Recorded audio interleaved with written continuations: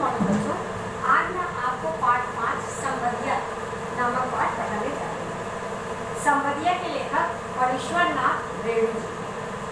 फणीश्वरनाथ रेणु हिंदी साहित्य के जाने माने लेखक हैं और इनकी मुख्य विशेषता यह है कि यह आंचलिक कथाएं लिखते हैं।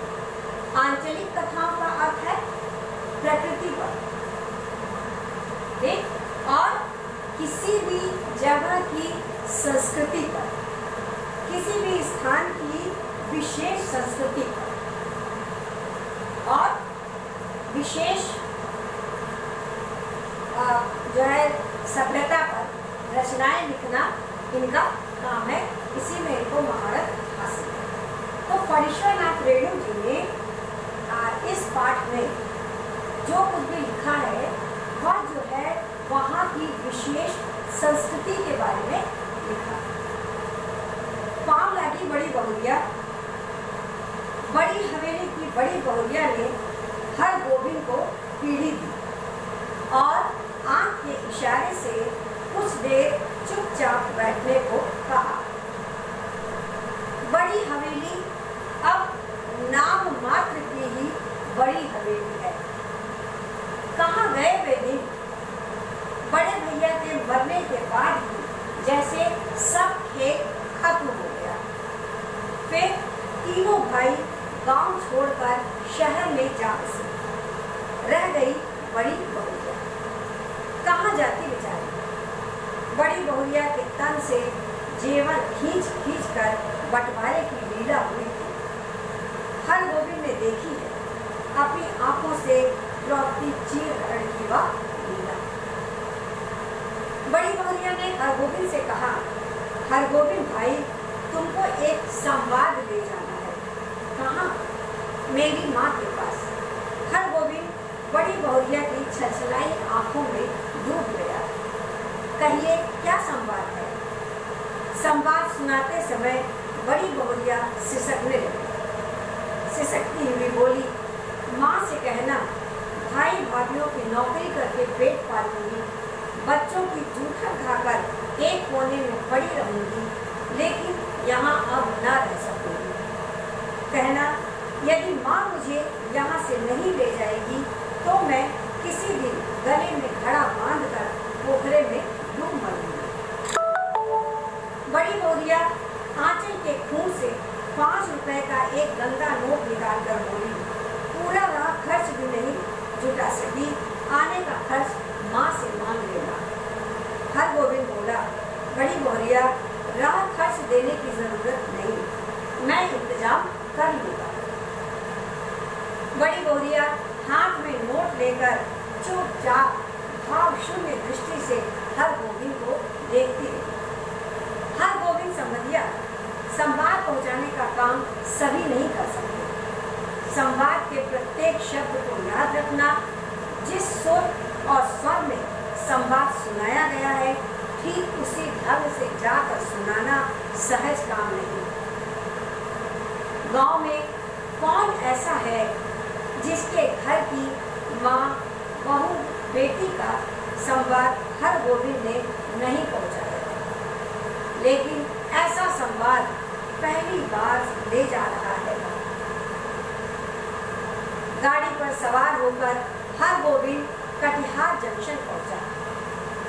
वहां से गाड़ी बदलकर जब थाना बिहरपुर स्टेशन पहुंचा तो हरगोविंद का जी भारी हो गया।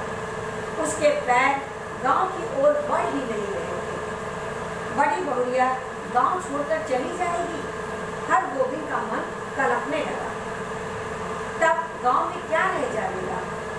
अनिच्छा पूर्वक हरगोविंद ने गांव में प्रवेश किया। बड़ी बहुरिया के घर तक पहुंचते पहुंचते उसका कलेजा धड़कने लगा। ऐसा तो कभी नहीं हुआ। उसने बड़ी बहुरिया की बूढ़ी माता को पाँव लागी की। बूढ़ी माता ने पूछा, कहो बेटा, क्या समाचार है? माँ जी, आपके आशीर्वाद से सब ठीक है। कल सिरसिया गांव आया था तो सोचा कि एक बार चलकर आप लोगों के दर्शन कर लें। बूढ़ी माता कुछ उदास सी बोले, तो तुम कोई संवाद लेकर नहीं आए हो? जी नहीं, कोई संवाद नहीं। वैसे बड़ी बहुरिया कह रही थी कि दशहरा के समय गंगा जी के मेले में आकर माँ से भेंट मुलाकात कर जाएगी।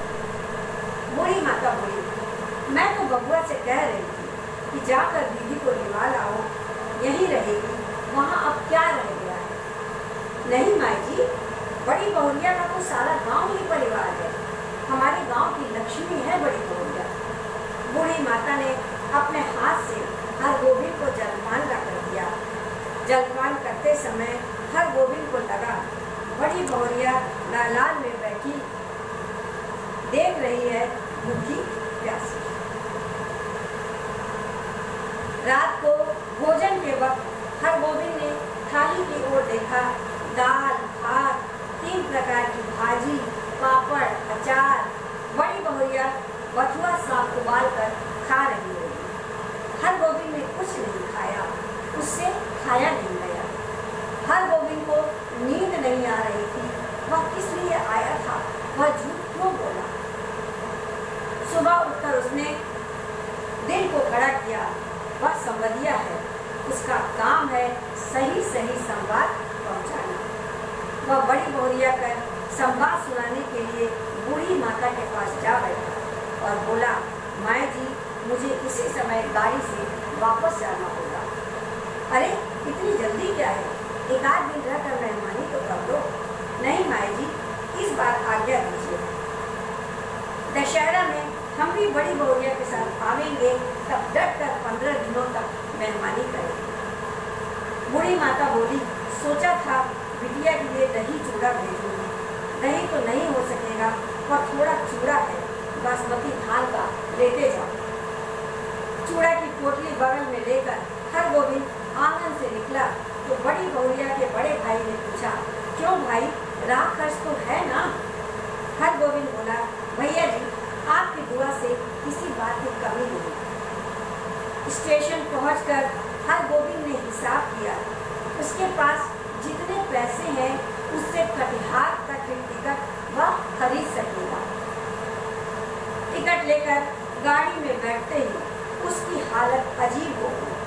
वह कहाँ आया था, क्या करके जा रहा है, बड़ी बहुरिया को क्या कहेगा, क्या जवाब देगा?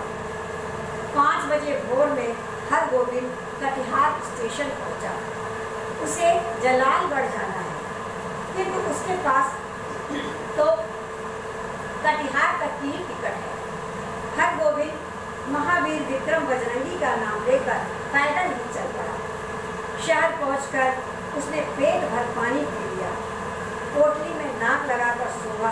आहा, बासमती धान का चूड़ा है, माँ की सौगात अपनी बेटी के लिए।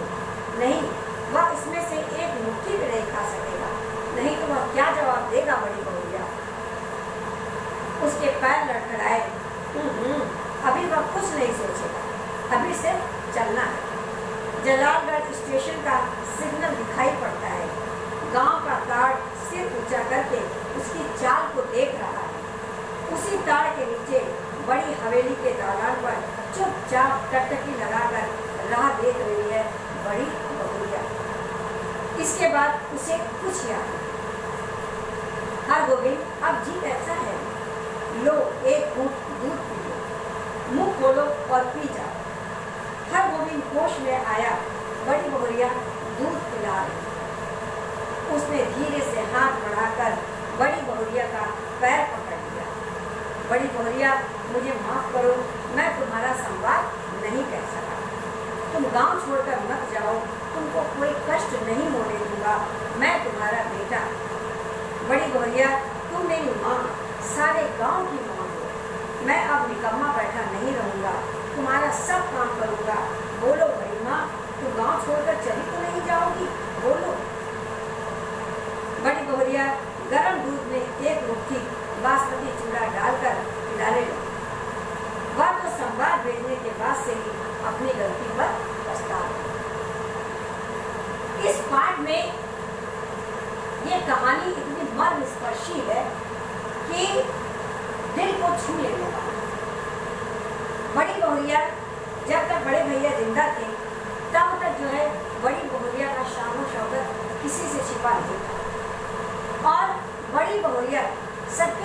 बड़े प्यार से अपने छोटे भाई बहनों के साथ, हाँ, अपने देवर देवरानी के साथ बड़े प्यार से रहती थी। लेकिन जैसे ही बड़े भैया चल बसे, गुजर गए, वैसे ही जो है बड़ी बहुरिया की स्थिति बिल्कुल दयनीय हो गई। ये समाज का चलन, जब तक हमारे पास है, धन दौलत है, जब तक पैसा है, तब तक हमें सब कुछ देंगे।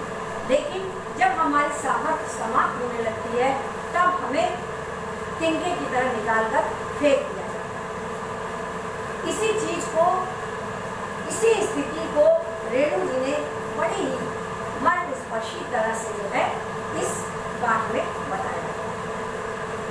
संवदिया जो था, संवदिया यानी पहले के समय में न टेलीफोन था, न चिट्ठी भेजने की सुविधा थी, तो लोग अपनी बातें बिल्कुल जो है उसी तरीके से जो जा करके बताए उसे संवदिया कहते थे। यानी कि जैसे मान लिया कि कोई बात अगर हम किसी को कह रहे हैं और उसी बात को हूबहू वो जा करके हमारे ही शब्दों में किसी को जा करके सुनाता है, तो उसे संवाद कहते हैं। और उसी संवाद को दूसरों तक पहुंचाने वाला व्यक्ति संवदिया है। और संवदिया बनना आसान काम नहीं, क्योंकि किसी के भावों को, किसी की बातों को बिल्कुल हूबहू उसी तरह जा करके सुनाना, बताना, कि जब वह बताने लगे तो वो भाव भी उसी तरीके से आए, ये कोई आसान काम नहीं है, यह बहुत ही मुश्किल काम है। लेकिन जो गांव का संवदिया था, वह सबका संवाद, वो चाहे बहू बेटियां हो, चाहे कोई भी गांव का सदस्य हो, वह सबका संवाद लेकर के जाता था। बड़ी बहुरिया जो है जब बहुत ज़्यादा दुखी हो गई, उसको ऐसा लगा कि अब वह गाँव में नहीं रह पाएगी, उसके पास कुछ नहीं है। जितनी भी चीज़ें उसके पास थी, सब जैसे द्रौपदी चीर हरण के समय द्रौपदी के वस्त्रों को खींच लिया जाता था, वैसे ही बड़ी बहुरिया के तन से सारे जेवर, सारे गहने उसी तरीके से छीन छीन कर लोगों ने उतारे थे और उसका बंटवारा किया। बड़ी बहुरिया के पास खाने तक के लाले पड़े थे। तब उसको ऐसा लगा कि शायद वह अपनी माँ के पास चली जाए तो उसका जीवन जो है वह ठीक हो जाए, उसका जीवन ढंग से व्यतीत हो सके। उसने संवदिया को बुला तो लिया और संवदिया से रो रो करके अपने बातें कह दी और उसको भेज भी दिया अपनी माँ के पास। लेकिन वह बाद में बहुत पछताई। उसने अपनी माँ से कहा, उसने संवदिया से कहा कि तुम मेरी माँ के पास जाओ और माँ के पास जा करके इस तरीके से कहना कि वह जो है भैया भाभी की नौकरी कर लेगी, जो भी काम रहेगा सारे काम करके अपना पेट पाल लेगी और उसको कुछ दिन के लिए जो है वह अपने यहाँ बुला ले, वह उन्हीं के पास रहना चाहती है। अब वह इतनी दुखी हो गई है कि अगर माँ मुझे अपने पास नहीं बुलाएगी तो वह अपने गले में घड़ा बांधकर तालाब में डूब कर अपनी जान लेगी। जब हरगोविंद ने यह संवाद सुना तो हरगोविंद को बहुत ही दुख हुआ, क्योंकि वह बड़ी बहुरिया से का बहुत सम्मान करता था, उनका बहुत आदर करता था और उन्हें माँ के समान मानता था। वह बड़ी बहुरिया का संवाद लेकर उसकी माँ के पास चला तो गया, लेकिन उस संवाद को सुनाने की हिम्मत नहीं जुटा था। और शायद संवदिया के जीवन में यह पहली बार हुआ कि वह किसी का संवाद जा करके नहीं बता पाया। जब उसने देखा कि उनके जो है घर में खाने पीने की इतनी ढेर सारी चीज़ें है ना, कि जो है पापड़ भी है, चटनी भी है, अचार भी है, सारी चीज़ें हैं, तब उसे बड़ी बहुरिया की याद आ जाती है कि बड़ी बहुरिया जो है वह बथुए का साग उबाल कर खा रही है। यह सोच कर ही वह जो है भोजन ग्रहण नहीं कर पाया, वह भोजन नहीं कर पाया। संवदिया के पास पैसे बहुत कम थे, वह फिर भी जब वहाँ से लौटने लगा, जो है बड़ी बहुरिया के मायके से जब वह लौटने लगा तो वहाँ पर उसने किसी से पैसे नहीं मांगे और बड़ी बहुरिया की माँ ने जो बासमती धान के चूड़े दिए थे उसमें से उसने कुछ भी नहीं खाया, क्योंकि वह बड़ी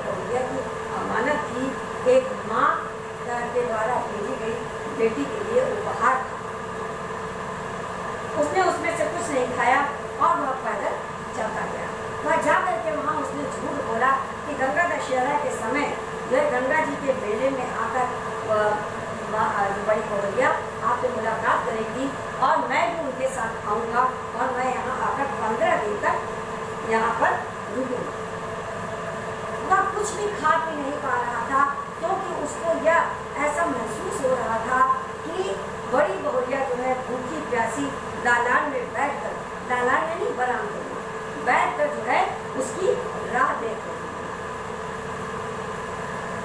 उसने एक बार हिम्मत भी जुटाई, उससे ऐसा लगा कि वह संबंधिया है, उसका काम है संवाद पहुंचाना। उसने हिम्मत जुटाकर बड़ी बहुरिया की माँ के पास बैठा और बैठने के पश्चात भी वह संवाद नहीं सुना पाया और उसने बड़ी बहुरिया के माँ से कहा कि मुझे शीघ्र ही जलालगढ़ जाना है, जबकि वह जानता था कि उसके पास इतने पर्याप्त पैसे नहीं हैं कि वह ट्रेन का टिकट ले सके। बड़े भाई के पूछने पर, बड़ी बहुरिया के भैया के पूछने के पश्चात भी उसने जो है मना कर दिया कि आपके आशीर्वाद से सब कुछ ठीक है।